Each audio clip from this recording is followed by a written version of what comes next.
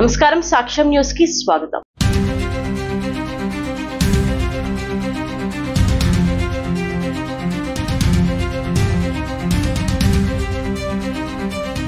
మోపిదేవిలో స్వయంభుగా కొలువుతీరిన శ్రీ వల్లి దేవసేన సమేత శ్రీ సుబ్రహ్మణ్యేశ్వర స్వామి వారి హుండీల ఆదాయం కోటిపైనే వచ్చింది. 104 రోజులకు గాను 1,11,75,901 రూపాయల నగదు వచ్చింది. ఆలయ డిప్యూటీ కమిషనర్ దాసరి శ్రీరామ వరప్రసాదరావు ఆధ్వర్యంలో దేవాదాయ శాఖ కృష్ణా జిల్లా assistant commissioner SV Sambasivarao, Machilipatnam division దేవాదాయ శాఖ తనిఖీ అధికారి కె శ్రీనివాసరావుల పర్యవేక్షణలో బుధవారం హుండీలను తెరిచి లెక్కింపు ప్రారంభించారు. బుధవారం సాయంత్రం వరకు జరిగిన హుండీల లెక్కింపులో 104 రోజులకు గాను ఆలయంలోని హుండీలలో భక్తులు సమర్పించిన కానుకలు 1,75,901 రూపాయలు వచ్చినట్లు దాసరి శ్రీరామ వరప్రసాదరావు తెలిపారు. 2 కేజీల 550 గ్రాముల వెండి, 41 గ్రాముల 20 మిల్లీగ్రాముల బంగారం, అమెరికన్ డాలర్స్ 159 వచ్చినట్లు చెప్పారు. ఆలయ సూపరింటెండెంట్లు అచ్యుత మధుసూదన్ రావు, బొప్పన సత్యనారాయణలు పర్యవేక్షించగా మోపిదేవి ఎస్ఐ ఎలుగుబంటి వీర వెంకట సత్యనారాయణ తన సిబ్బందితో బందోబస్తు నిర్వహించారు. కాగా ఇదే సంవత్సరం మార్చి 26వ తేదీన హుండీలను లెక్కించగా 104 రోజులకు గాను 1,44,254 రూపాయల ఆదాయం వచ్చింది. హుండీల ద్వారా శ్రీ సుబ్రహ్మణ్యేశ్వర స్వామి వారి ఆలయానికి వచ్చే ఆదాయం నానాటికి పెరుగుతుంది.